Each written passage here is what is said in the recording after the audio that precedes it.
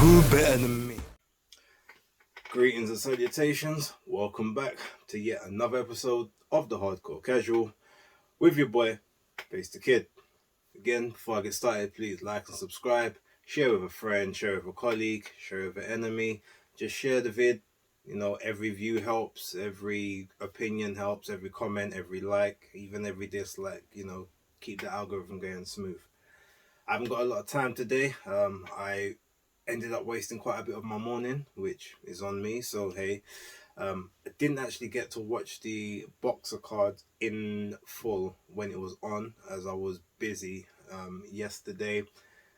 I didn't even get to see sort of the before the bell type stuff on the YouTube channel as I was in the gym, but I did hear that the what was it, Bradley Rhea versus Jez Smith fight was a classic. Word gets thrown about a bit, but I'm definitely going to make some time this evening when I get back from what I've got to do to try and watch that. This morning, I just managed to watch the Chris Eubank versus Awadajan and the what was it, the Savannah Marshall versus Malay. Is it Malayev or Malaya? Something like that. Apologies, I don't remember the name. Lolita Mazea. That's it. Lolita Mazea. Yeah.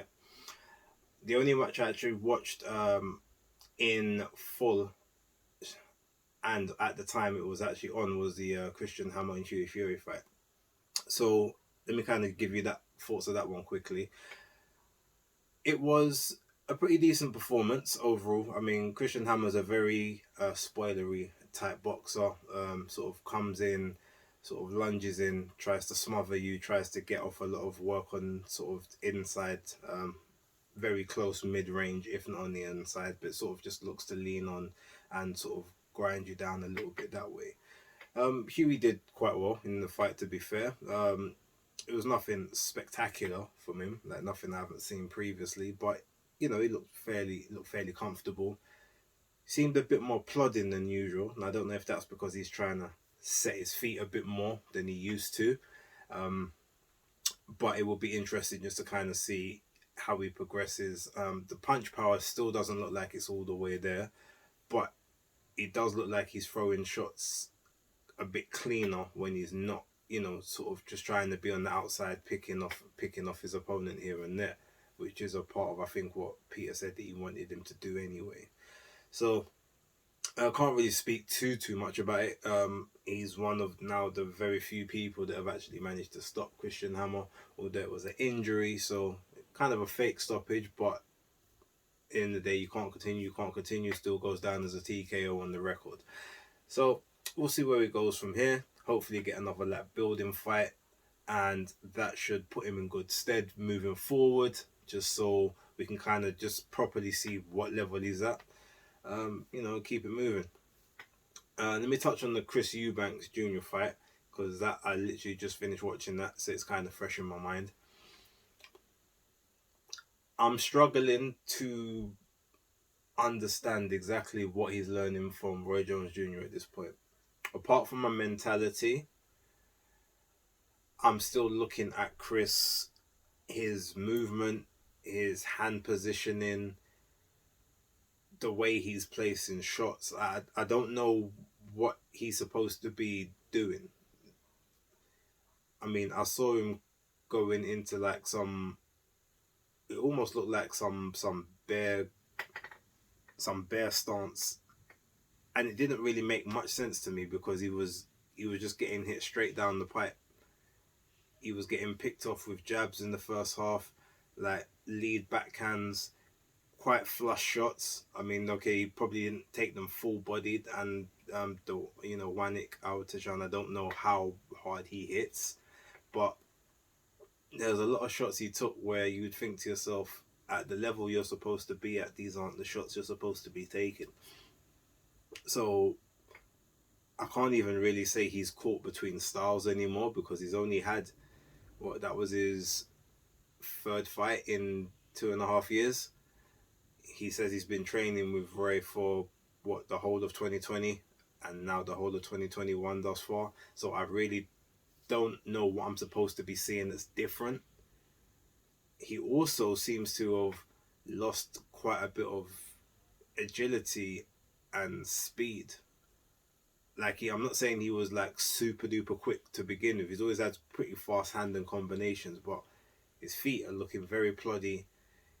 He looks like he's just kind of getting left every time he's in the ring. He's even Marcus Morrison was outmaneuvering him at times just because his feet they never seem to be set when they're supposed to, and it's really odd.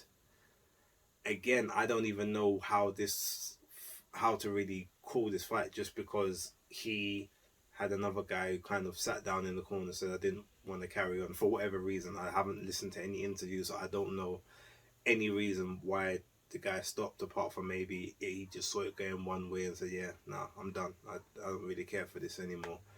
Um, Junior still, still throwing good combinations, good punches. He did a bit better work to the body, sort of trying to slow down the legs, which I kind of appreciated. But everything would just seemed off, and I just don't know where he goes from here. 32, realistically, not gonna learn much new stuff. Been set in your ways for God knows how long, so I don't know. Um, Although I won't be too critical on him because he was facing like a very sort of athletic and agile southpaw who seemed very much to be able to use that southpaw stance and movement quite well.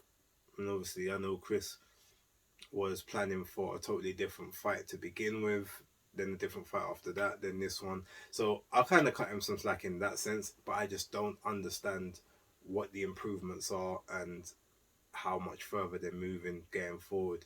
So it would be interesting to see. Supposedly, he's supposed to be having a pay per view fight at the end of the month. I mean, at the end of the year, end of December, with Liam Williams. Now it's a good fight for him, a good domestic clash. I like the fight. I will not be paying box office for it because he's not a box office fighter. I'm sorry, he's just not. Liam Williams isn't, and Chris isn't, and the two of them together don't make box office unless it's like Triple G or Murata or even Andrade. Those ones, if you want to give me those on box office, okay, I'll consider those. But this ain't it. Also, though, I'm looking at Chris's body, and I'm wondering because he always says like when he was at super middle, he would basically have to be eating his way just to kind of get to 168 on the day and stay at that weight.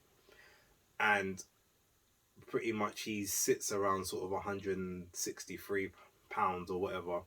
And, day of weighing, he's always like light coming in light and he's whatever. So I'm thinking, is it even possible for him to get down to like super welterweight or light middle, 154? I'd be very interested to see if he could make that weight instead. Because dimensionally and height wise, he's still a small guy. He's what, 5'8", sort of 5'8", 5'9", somewhere around there. He definitely looks like he might be able to drop another 6 pounds. Because he says he makes middleweight like super easy. So if he was at light welter, it might be more opportune. There might be a lot more opportunities for him. Just in terms of bigger fights that you can make, like a lot when it comes to domestic clashes, there's a lot more domestics at the 154 division, even on sort of the world stage. Then you can start mixing it with the likes of people like Tony Harrison or Julian J. Rock Williams, or or these kind of guys, even like a Jamel Chano or Castano. It just seems like there's a lot more accessibility to certain fighters that won't even really cost as much. And there's a lot less division in terms of this person's over here, that person's over there. All the belts are kind of within the same region, so it might be an idea. I don't know, but yeah, I just wanted to kind of throw that out there. In terms of the Savannah Marshall fight, I can't really say too much about it. I mean, Savannah did what she's supposed to do, but ultimately she was in there with someone who campaigns at 147 primarily throughout her whole career. Savannah used to campaign at 168, so there's a huge size difference between the two. Didn't have it all her own way in the first round, but it was a fairly comfortable performance. Lolita was very sort of crude, but she was aggressive, come forward, and she definitely came to have a go and not sort of lay down. So I got to respect her for that. I'm wondering if she maybe could have continued through that second round, but it was only going one way. Savannah was starting to pick off the shots after a while. She got hit with quite a few, like, so her defense wasn't as elusive and tight as it normally is. Like, she definitely did get touched quite a few times in that round. So um, I don't know. Overall, there wasn't really much I could gain from that because it didn't really show the level that I know Savannah Marshall to be at. Um, I mean, and if we was basing that performance on a fight with Clarissa Shields, then Clarissa Shields will tear her up because that wasn't necessarily great from her. Especially if Clarissa was able to jump on her as early as that. Yeah, she may not have the punch power, but Savannah's definitely a person that once she kind of gets it put on her, she can go into her shell a little bit or sort of, have confidence issues. So that in itself is something to have a look at and to just keep an eye on. But overall, it was a it was a pretty standard performance. I just want to see what she does next in December, who she fights. Hopefully, it's someone more credible and at least more on her weight category and her weight class, so we can at least see what happens there. Same with Clarissa, supposedly supposed to be on that December card as well. So yeah, all systems go. Let the trash talk start, and then build up to that fight moving into next year. Let me quickly touch on the zone card real quick because I actually did see all of that. I'm not really gonna go into all the stuff from like the before the bell because there's quite a bit there to get onto, and like I said, I've got things to do. But one of the fights I did want to talk about was the Brock Jarvis versus Alejandro Frias fight. Now that was a good scrap. It was, what was it? I think it lasted 4 rounds or maybe 5 rounds, and then the ref stopped it. But I know that Frias's team ain't happy with the stoppage, so they want the rematch. And I think Brock Jarvis's team have said they'll happily do the rematch as well. But that was a great fight. Jarvis came in, good body work, sort of to start off with. First round was pretty much dominating, having it all his own way, and then just out of nowhere, bang, one clean shot just takes him all over the shop in round two, and he survived like a good 2+ minutes on wobbly legs, not knowing where he was, just about managing to survive, and without the ref stopping it. I'm shocked because normally when someone's getting ragdolled all over the ring like that, like a ref will normally jump in. So kudos to this ref for actually seeing, no, he's still kind of got some senses about him and not protecting him too early. I guarantee if that fight was over here in the UK, it would have got stopped in that second. But Jarvis came back in the third and fourth because Frias kind of punched himself out a bit, and yeah, it was a good effort after that. That was probably fight of the weekend, barring the Bradley Rhea and Jez Smith fight, which I haven't seen. So chances are those could be between the two. So I will take a look at that one, and in the next video, I'll just give a little conclusive of what I think my favorite fight of the weekend was. Won't really talk about the rest of them except for the Elwin Soto and was it Jonathan Gonzalez fight. Soto loses his belt. I think this was supposed to be the third time that Gonzalez has challenged for a title, but I mean, he was just did the cleaner work overall. We thought there might be some home cooking, as it always seems to be on a lot of cards. But credit to quite a few these, last couple of days, because I mean the cards have been fairly clean. There hasn't been as many controversies as we're normally expecting. So, hey, good stuff. Moving quickly onto onto the main event, which was nothing really to speak about too tough. Mikey Garcia versus Sandor Martin.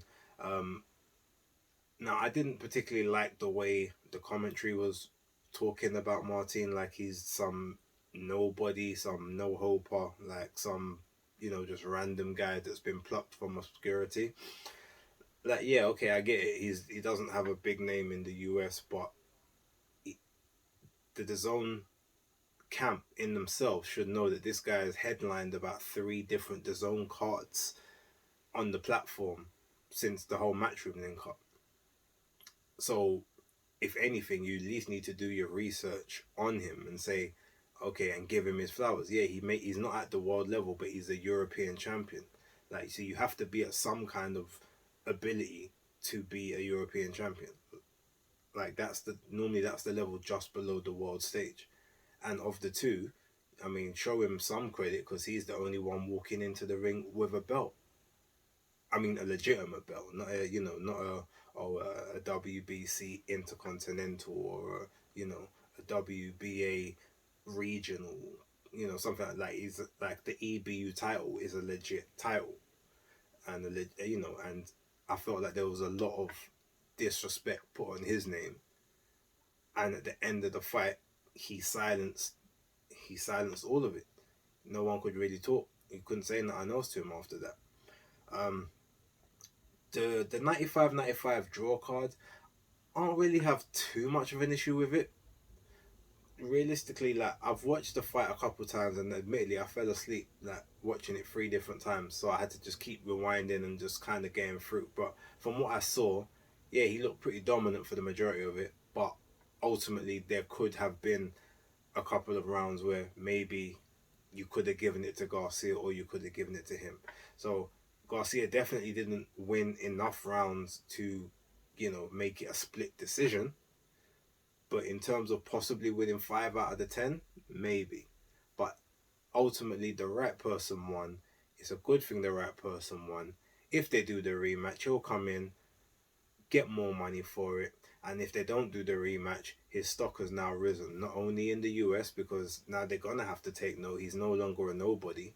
He just beat a four weight world champion, who's not in the twilight of their career. Like, was Mikey Garcia 31? So realistically, you still got another 5 or 6 years if you really want to have that 5 or 6 years. Sandor Martin's now put himself in the shop window for other big fights around 140, 147. Um, yeah, I mean, I just gotta say congrats to him, and it just proved that you can't take anyone lightly. It also serves to prove that this whole notion of, and I don't want to bring it back to this, I'm just going to say this quickly and keep it moving. The whole, oh, well, Tyson Fury doesn't need to fight AJ or doesn't need to fight Dillian White, doesn't need to fight Usyk. Like, he's better than them, he'll beat them because they're not on his level. Well, everyone thought Sandor Martin was not on Mikey Garcia's level, and look what happened. So that's just why these fights need to happen. Like, when you take tough fights, when you take mandatories, when you take voluntaries, like, you always gotta stay ready. You always gotta be on your A game because you never know what's gonna happen. And that's where I will kind of leave that. But yeah, I hope this just is a wake up call to those doing triangle theories or saying things like, oh, well, because this man beat him, of course this one's gonna beat him as well. Like, it doesn't always work that way. And obviously that southpaw stance was doing bits all night. You can tell when someone really don't like to engage with southpaws, even though funny enough, Mikey Garcia actually had a very very good record against southpaws previously. But he needs to get more active as well. Stop trying to hunt for these super huge paydays when right now you don't command them. Yeah, the Pro Grace fight, you're gonna have to take a big haircut on that price now. After this, any other fight you want to take, that the money is not gonna be what you're claiming. Like that 7 mil you got for Jesse Vargas, that's a pipe dream at this stage. You got about 1.5 for this. In the rematch, you're looking at a mil at most, 750. You're just gonna have to accept that, like, your value until you get yourself back into world title contention, it's not there. So it's either retire or it's take the fights and stay active and get yourself back sharp and back into the main event conversation. The last thing I'll touch on quickly just before I bounce. So um, I didn't necessarily see the DAZN pay per view survey thing that came out just before. I saw the aftermath of it and people's obviously like complaining about the pay per view component, and then like I see a couple of Eddie Hearn interviews afterwards where he's saying, look, if you want to have people like AJ versus Usyk two, or Usyk versus AJ two, or Tyson Fury versus Dillian White, like there's only gonna have to have a pay per view component to deal with that. Now, okay, apart from all of the conversations where he did clearly say pay per view is dead. He was talking about America, so I don't want to conflate that with the UK. We all knew that that was a whole paying $80 for one night's boxing didn't make sense. So that's what he was chatting about. Okay, but Eddie, you can't now try and remix that and say, "Oh well, I never said it was dead totally." Like it's just for the biggest of biggest events. Like that's not what you said. Like you said it was dead, or you said it was a dying format, especially at that price. Fine. So the pay per view component seems to be more of a UK thing from what I saw, rather than a US thing, because apparently the survey was more to us UK people. So I saw a lot of Black Americans speaking about like, well, why, should I really have to be paying further subscription, blah blah blah. I don't know if it was directed towards them. It was directed towards us from what I could see. But then my thing is, if you're saying they need a pay per view component to have people like AJ and stuff on the platform, but AJ's been on the platform since it started. Like the worldwide rights for AJ have gone to the zone across the entire world. So why would that now need to be any different for the UK? Unless what you're trying to say is Sky Sports were footing the entire bill, or were footing say like 80% of the bill before, and the zone just took the last 20, and that's what kind of helped with the worldwide rights and sort of subscriptions and whatever from there. I don't know if that's how they're marketing it, or saying it occurred. So I need a bit more information on that. But ultimately, when you're saying, oh well, to have AJ on the platform, you need pay per view. But as I said, he wasn't pay per view before for the last 2.5 years. So where does he now need to be pay per view? And ultimately, if AJ is as big a draw as we all believe him to be, and he is the cash cow, then the same people who were paying for the subscriptions now, they're gonna keep their subscriptions renewed. As soon as he has a fight booked, then new people are gonna subscribe to the zone to watch the fight anyway, right? So where does the additional pay per view cost have to come from? Like the same people that would have watched it for 15, 20, 25 pounds on Sky, well now they're just gonna do their zone subscription for $7.99, and then they're gonna get that consistent $7.99 because most of them aren't gonna cancel it straight after. I don't know. It's like I said, I need to wait until I get some further information on that, just so it kind of makes a bit more sense in my head. But ultimately, I feel like sly, there's a lot of slyness going on behind the scenes. Um, I also had something else I wanted to talk about, but you know what? I'm gonna save that for the next video because I want that to be its own thing.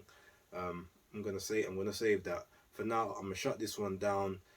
Give me your thoughts on what you liked over the weekend.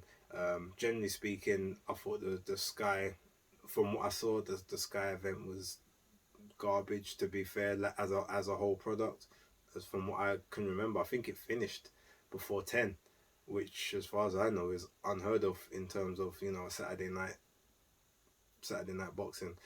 Um, to the zone, we had a good card overall. Obviously, big upset. Sometimes you like that. You had the little Devin Haney and Teofimo Lopez little skirmish in between that, which was good and insightful. Um, I'm not sure what's happening next weekend. I've got a few things to do anyway, so I definitely won't be in the house to watch boxing that time. But yeah, roll on the 30th. Um, Another video coming out probably on Tuesday, maybe Wednesday, because I got some inside info on something special. And yeah, just for now, hardcore casual out.